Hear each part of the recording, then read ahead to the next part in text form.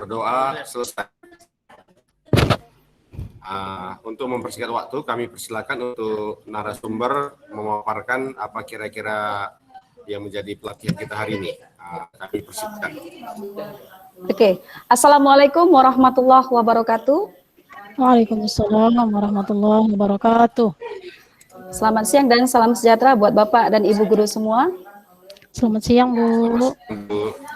Oke, baiklah. Pada kesempatan simulasi in-house training di angkatan atau di gelombang ketiga pada kali ini, saya akan memaparkan sedikit pengalaman saya atau rangkuman materi yang saya pelajari tentang profil pelajar Pancasila. Nah, sebelumnya kita ketahui tujuan daripada simulasi in-house training ini adalah bahwasanya kita ini guru-guru yang telah melakukan BIMTEK atau pelatihan ini nantinya pada saat di sekolah akan melakukan in-house training yang mungkin di sekolah Bapak dan Ibu juga sudah dijalankan. Jadi sebelum dilakukan in-house training tadi kita adakan dulu atau kita lakukan dulu simulasi di kelompok kita ini. Baiklah, saya akan memaparkan tentang profil pelajar Pancasila yang memang tujuan daripada pendidikan yang memerdekakan atau daripada sekolah penggerak ini. Saya akan membagikan PowerPoint.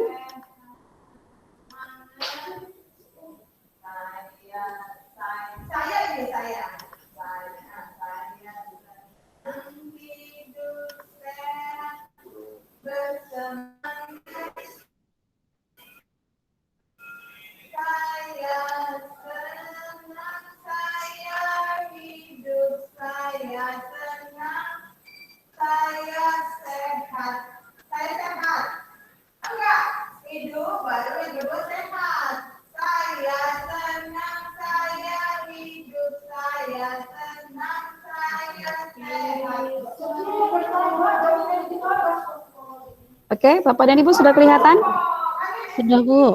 Sudah, Bu. Sudah, Bu. Ya, baiklah. Profil pelajar Pancasila. Nah, ini saya akan mulai dulu dari slide yang pertama ini simulasi in-house training. Perkenalkan, nama saya adalah Novita Rahmalubi. Saya guru di SMA Negeri 2 Percut Setuan, Kabupaten Deli Serdang, Provinsi Sumatera Utara.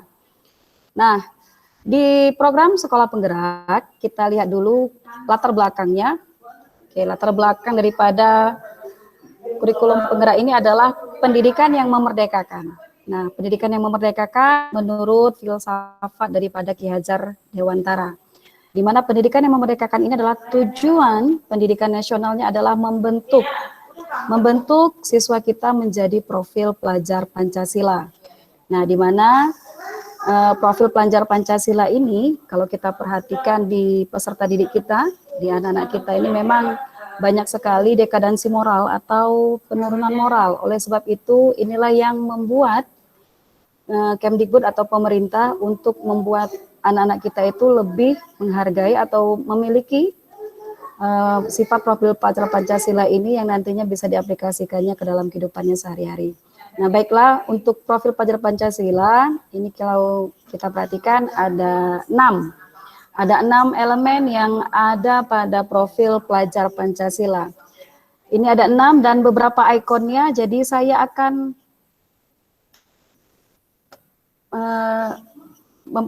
memperagakan ikon-ikonnya tadi beserta apa saja di ikon itu. Yang pertama, oke, saya ini dulu ya, biar semangat dulu.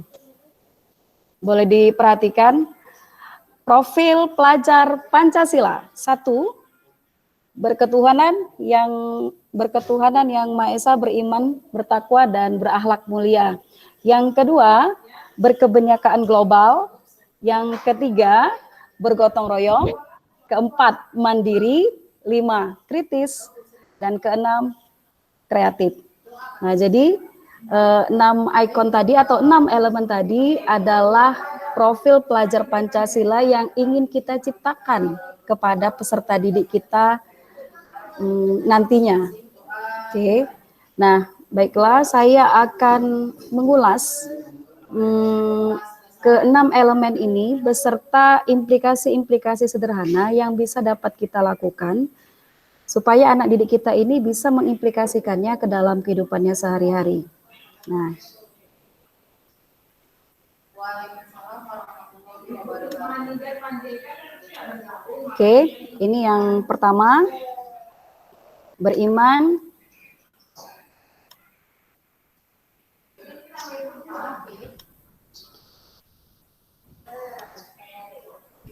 beriman, bertakwa, dan memiliki akhlak mulia. Nah, pelajar Pancasila itu adalah perwujudan pelajar Indonesia sebagai pelajar sepanjang hayat yang memiliki kompetensi global dan memiliki perilaku sesuai dengan nilai-nilai yang ada pada Pancasila. Nah, untuk yang pertama, beriman, bertakwa kepada Tuhan Yang Maha Esa dan berakhlak mulia. Pelajar Indonesia yang berakhlak mulia adalah pelajar yang berakhlak dalam hubungannya dengan Tuhan Yang Maha Esa. Jadi, ia memahami ajaran agama dan kepercayaannya serta menerapkan pemahaman tersebut dalam kehidupannya sehari-hari. Nah, di elemen nomor 1 ini ada beberapa nilai akhlak yang harus dipahami oleh pelajar Indonesia supaya dia mencapai elemen yang pertama ini. Apa itu? Yang pertama adalah akhlak beragama. Ya, yang pertama adalah akhlak beragama.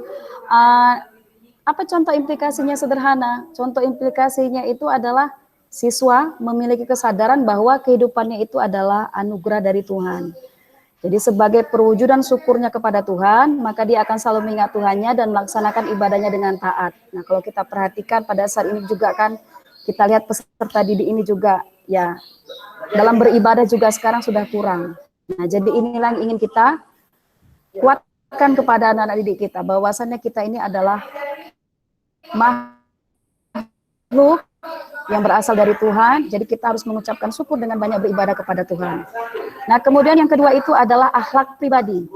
Nah, akhlak pribadi ini contoh implikasi sederhananya adalah siswa memiliki kewajiban agar selalu merawat dan membersihkan tubuhnya, karena kalau misalnya dia kotor, tidak terawat, akan menimbulkan penyakit yang nantinya merugikan dirinya sendiri. Jadi kalau akhlak pribadi ini adalah terhadap tanggung jawab dia atau kewajiban dia terhadap dirinya sendiri. Nah, berikutnya adalah akhlak kepada manusia. Akhlak kepada manusia ini contoh implikasi sederhananya adalah siswa mampu menghargai dan menghormati orang yang lebih tua, berkata sopan kepada yang lebih tua, berkata yang santun kepada sesama, dan mampu menghargai perbedaan yang ada, karena setiap manusia ini terlahir di dunia ini ya pasti memiliki perbedaan satu sama lain, baik sikap maupun raganya. Jadi dia itu lebih menghargai kepada teman-temannya, lebih menghargai kepada teman-temannya. Kalau kita perhatikan akhir-akhir ini kan anak-anak sering banyak namanya perundungan. Perundungan itu artinya dibully. Nah, inilah yang harus kita buang jauh-jauh dari anak-anak kita ini tadi. Kalau saya perhatikan, anak-anak ini sering kali mengulang kata kawannya, "Ih, bodoh kali kamu. Bodoh kali kamu." Ya enggak, Pak Ginting? Sering enggak dengar anak-anak sering ngomong kayak gitu? Sering kali, Bu. Sering ya? Nah, jadi inilah akhlak kepada manusia, inilah yang sepertinya memang yang banyak yang harus kita ubah dari anak-anak. Jadi bukan hanya di pedesaan aja kayaknya, bukan hanya di perkotaan, di pedesaan juga. Kalau di gimana Bu Rita? Kalau di sekolah Ibu Rita bagaimana siswa-siswanya terhadap teman-temannya? Apakah masih ada pembulian? Apakah masih ada perundungan? Baik, terima kasih untuk kesempatannya. Sepengetahuan saya untuk keadaan siswa kami, karena kami juga termasuk sekolah ramah anak, sepertinya kegiatan perundungan atau bullying itu sepengetahuan yang saya lihat tidak ada. Tapi ya mungkin kalau di luar sana bisa jadi tanpa sepengetahuan kita selaku pendidik ya bisa saja ada terjadi hal-hal demikian. Namun sering sekali pada kegiatan di pagi hari itu guru BK mengingatkan untuk kegiatan-kegiatan perundungan itu janganlah sampai terjadi. Apalagi tadi kita sebagai sekolah ramah anak sangat dilarang hal-hal yang demikian itu. Alhamdulillah, berarti kalau gitu ya Bu Rita ya. Jadi memang status sosial itu setiap sekolah karena berbeda, makanya juga anak-anak juganya berbeda sikap dan moralnya tadi. Nah, jadi tentang akhlak kepada manusia ini memang sepertinya anak-anak yang sudah dekadensi moral, terutama yang suka mengata-ngatain, yang suka melakukan perbuatan-perbuatan yang buruk kepada teman-temannya, itulah yang sepertinya yang harus kita sebagai guru penggerak ini untuk mengubahnya ya Pak, Bapak dan Ibu, setuju ya? Setuju Bu. Oke, kita lanjutkan berikutnya. Setelah akhlak kepada manusia, kemudian akhlak kepada alam. Nah, kalau akhlak kepada alam ini berarti kira-kira contoh implikasinya itu adalah siswa itu mampu menjaga lingkungan sekitar. Bisa lingkungan sekolah, bisa lingkungan rumah. Nah, kalau di lingkungan sekolah, apalagi sekolah sekarang ini yang ibarat kata kalau seandainya dilihatnya aja masih ada sampah, kalau kita masih suruh dia, ayo nak kutip, nah itu berarti memang dia belum memahami bagaimana cara menjaga lingkungan sekolahnya, lingkungan kelasnya. Nah, kemudian kalau seandainya nanti dia sudah menjadi seorang pengusaha kayu misalnya, kita harus mengatakan bahwasanya jangan menebang pohon sembarangan. Kenapa? Karena itu bisa menyebabkan banjir. Nah, kalau kita perhatikan di Sumatera Utara ya, khususnya itu banyak kali terjadi longsor, banyak kali terjadi banjir. Nah, itu kenapa? Karena memang kitanya sendiri, manusianya itu adalah merusak alam itu sendiri. Nah, kemudian kita lanjutkan akhlak bernegara. Nah, untuk akhlak bernegara ini contoh implikasi sederhananya, sebenarnya banyak sih contohnya, tapi contoh implikasinya kalau kita perhatikan di era pandemi COVID-19 ini kita perhatikan, ya apalagi kita orang Medan, kayaknya banyak kali yang kurang sadar gitu. Apanya itu kira-kira? Dia disuruh pakai masker, kayaknya kurang, masih berkerumunan. Nah, jadi kalau seandainya ada siswa kita memakai masker, kemudian dia tidak berkerumunan, itu sepertinya memang dia sudah mengamalkan cinta atau akhlaknya kepada negara. Kemudian kalau saya perhatikan lagi, ketika sebelum masa pandemi COVID-19, ketika melakukan atau hormat kepada bendera pada saat upacara bendera, itu masih ada anak-anak yang sepertinya kayaknya tidak dalam keadaan siap, tidak dalam keadaan yang betul-betul yang memang menghargai. Nah, itu yang harus kita ubah sepertinya. Nah, kemudian sudah ya, saya rasa di yang nomor 1 ini sudah tentang elemen-elemen yang sudah saya rangkum, yang sudah saya ringkas, yang sudah saya jelaskan. Kalau Bu Samsia gimana pengalamannya tentang yang nomor 1 ini di sekolah Ibu?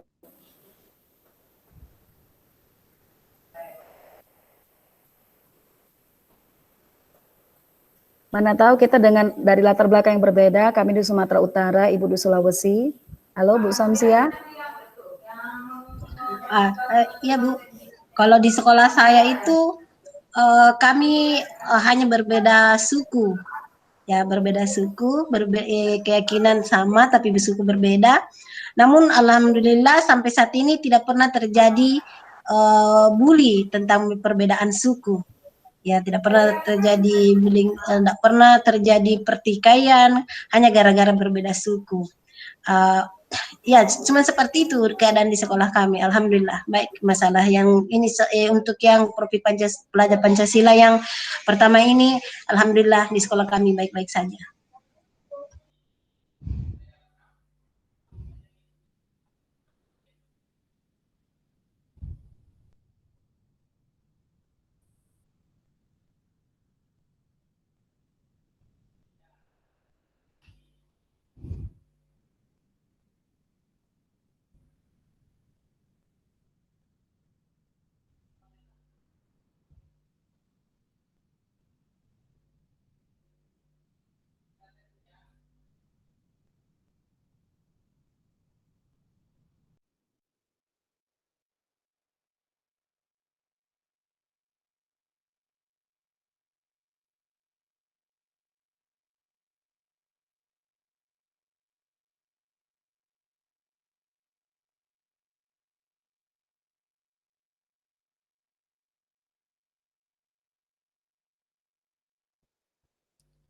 Kayaknya keluar ya jaringan Bu Novi. Sinyal Bu Novi mungkin itu. Iya.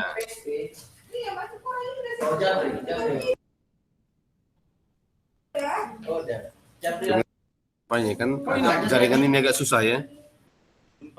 Inilah kendala. Saya harus di lab ini Bu, kalau di rumah nggak dapat jaringan nih. Sama juga lah saya Pak. Karena Saya juga sering terlempar gara-gara jaringan. Iya, karena tinggal di pinggiran, Bu. Bayangkanlah daerah Tuntungan sana kan. Ayo Bu, Tuntungan Bu Rita. Tahu Pak. Oh, ya. Ada juga kawan mengajar saya dari sana Pak.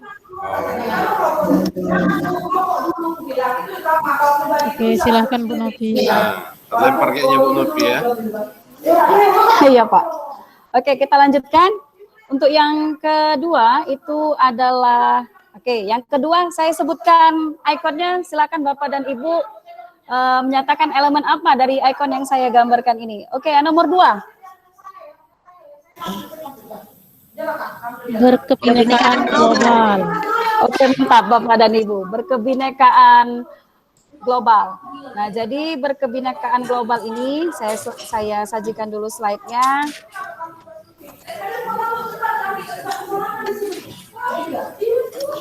Nah, ini dia. Sudah nampak Bapak dan Ibu kan berkebinekaan global? Belum Bu. Belum?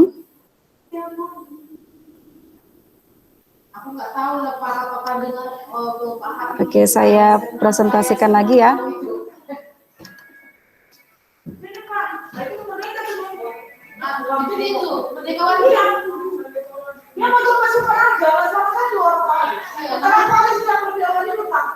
Sudah Bapak dan Ibu?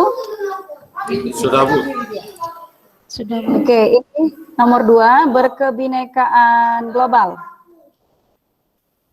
Nah, pelajar Indonesia yang dinamis itu akan tetap mempertahankan budaya luhur lokalitas dan identitas bangsanya, tetapi pelajar Indonesia itu tidak akan menutup diri untuk menerima informasi dari budaya lain. Nah, contoh yang paling sederhana untuk berkebinekaan global itu seperti ini. Contohnya, ada seorang pelajar, kemudian dia mempelajari bahasa asing, misal saja bahasa Inggris. Nah, tapi dia diejek sama temannya, apa katanya, sok Inggris, sok kebule-bulean. Nah, tetapi dia mengatakan bahwasannya seperti ini, mempelajari bahasa asing, mempelajari bahasa Inggris bukan berarti dia ingin menjadi orang Inggris atau bukan berarti dia ingin kebule-bulean, tetapi dia ingin menghargai budaya lain.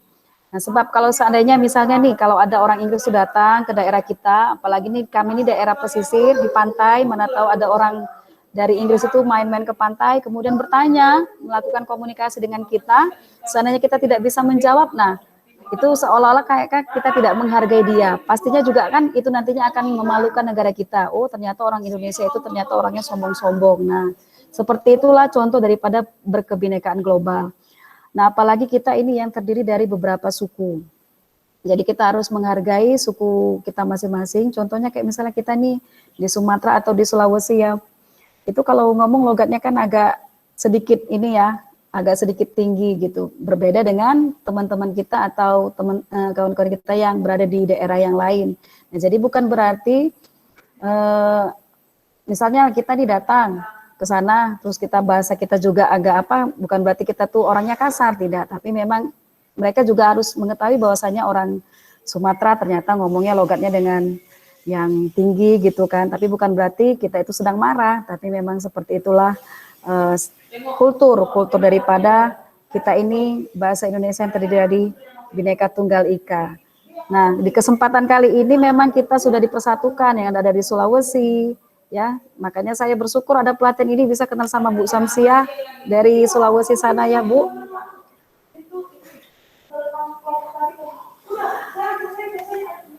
Oke, nah profil pelajar Pancasila ini di sini elemen-elemennya.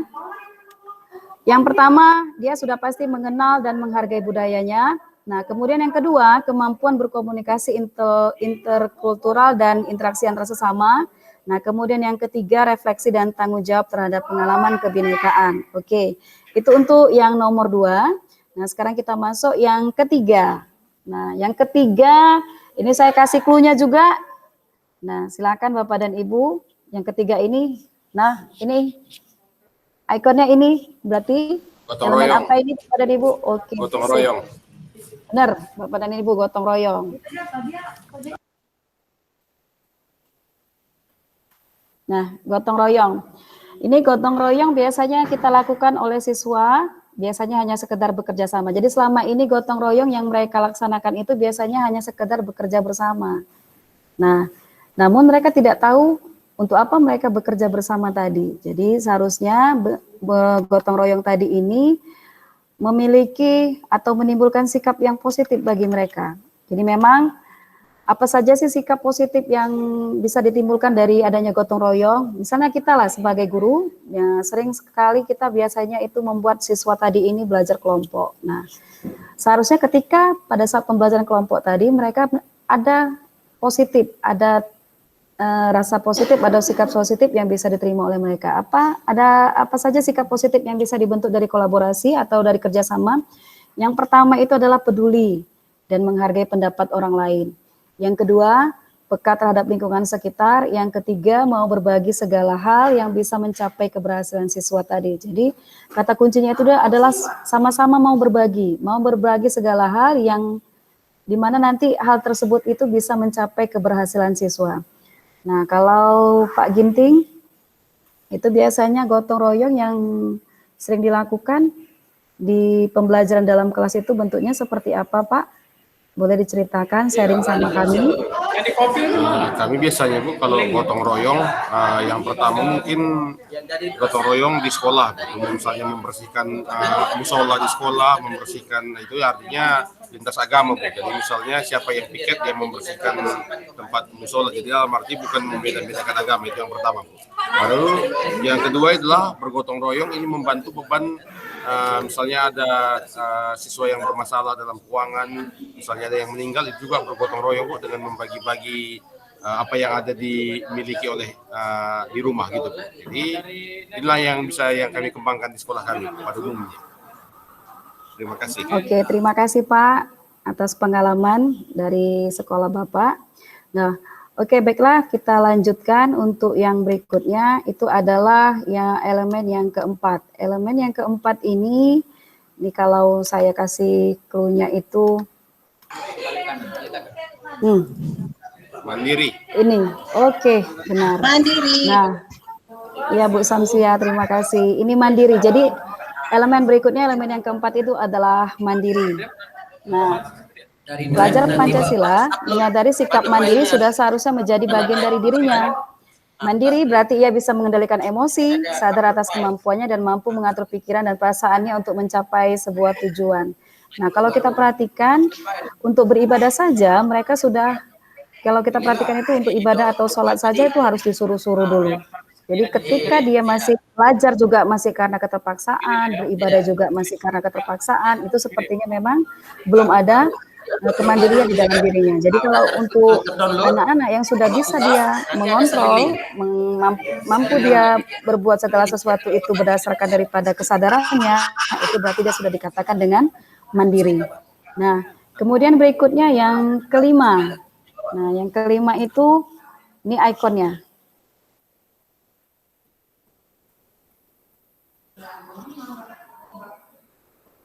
Kritis. Oke, benar Bu Sam, bernalar kritis. Nah, jadi inilah aspek yang harus kita tampilkan dalam matematika. Bernalar kritis.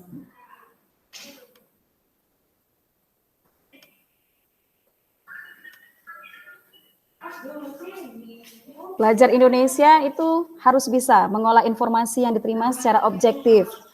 Harus bisa menganalisanya terlebih dahulu, lalu bisa mengevaluasinya, baru menyimpulkan informasi tersebut. Ini kalau contoh sederhananya itu, misalnya pelajar Indonesia, dia tidak akan menerima dan menyebarluaskan berita yang ada pada sosial media begitu saja. Namun, dia akan mencari data dulu, mencari data aktual dulu tentang informasi tersebut, lalu dia akan mengevaluasi sampai akhirnya dapat menyimpulkan berita tersebut benar atau hanya sekedar berita hoaks. Jadi kalau seandainya berita itu benar dan memiliki manfaat, maka barulah dia menyebarluaskan berita tersebut. Tapi kalau seandainya berita tadi hoaks, maka dia tidak akan menyebarluaskan atau ya ibarat kata mencerna berita hoaks tadi. Jadi nah seperti inilah memang kegiatan atau berita-berita yang kita perhatikan di sosial media ya, Bapak dan Ibu, banyak sekali berita-berita hoaks. Jadi kalau seandainya dia pelajar Pancasila, profil pelajar Pancasila, dia pastinya akan menyaring dulu berita tersebut. Apakah berita itu benar atau tidak. Nah, jadi kita juga guru juga jangan termakan berita hoax ya, Bapak dan Ibu. Oke, selanjutnya yang terakhir adalah kreatif. Nah, kalau kreatif itu bagaimana ikonnya, Bapak dan Ibu? Kreatif. Dua gini. Berarti kalau kritis tadi satu, kalau dia kreatif udah dua. Berarti sudah lebih dari kritis, kreatif tadi. Nah, kreatif. Ini dia. Oke, kreatif. Kreatif berarti dia mampu menghasilkan suatu karya yang orisinal. Nah, kenapa dikatakan orisinal? Karena dia tidak akan plagiat. Plagiat itu berarti meniru. Kalau meniru berarti sudah tidak lagi dia berarti mencerminkan bahwasanya itu hasil karya dia sendiri. Nah, kemudian apalagi selain karya tadi original atau asli, karya itu adalah bermanfaat untuk dirinya maupun lingkungan. Bahkan bisa saja dia menciptakan suatu karya yang bisa menghasilkan negara, bisa membuat nama negara Indonesia itu semakin harum gitu. Nah, kemudian siswa yang kreatif itu tidak akan malu untuk mengemukakan ide-ide baru. Biasanya kalau siswa yang pintar itu siswa yang mengemukakan ide-ide baru tadi, siswa yang kreatif tadi itu dia biasanya kalau kita kasih pertanyaan, nah jadi kira-kira dia banyak memodifikasi jawaban. Nah, itulah siswa yang kreatif tadi. Jadi profil pelajar Pancasila ini kita dimulai dari hal kecil, dimulai dari hal yang sederhana, baik di lingkungan sekolah, baik di lingkungan masyarakat maupun lingkungan keluarganya. Nah, ketika dimulai dari hal kecil dan sederhana, namun manfaatnya sangat besar, dan lama-kelamaan bisa menjadi kebiasaan dan melekat sepanjang hayat. Jadi seperti profil pelajar Pancasila, katanya belajar sepanjang hayat. Oke, baiklah Bapak dan Ibu, itu tadi tentang profil pelajar Pancasila. Boleh sharing Bapak dan Ibu, bagaimana pengalaman Bapak dan Ibu yang selama ini? Kalau kita perhatikan dari kurikulum sebelumnya dengan profil pelajar Pancasila ini hampir sama, walaupun ada sedikit perbedaan. Jadi kira-kira bagaimana pengalaman Bapak dan Ibu tentang profil pelajar Pancasila ini di sekolah Bapak dan Ibu? Boleh diceritakan, Pak Ginting?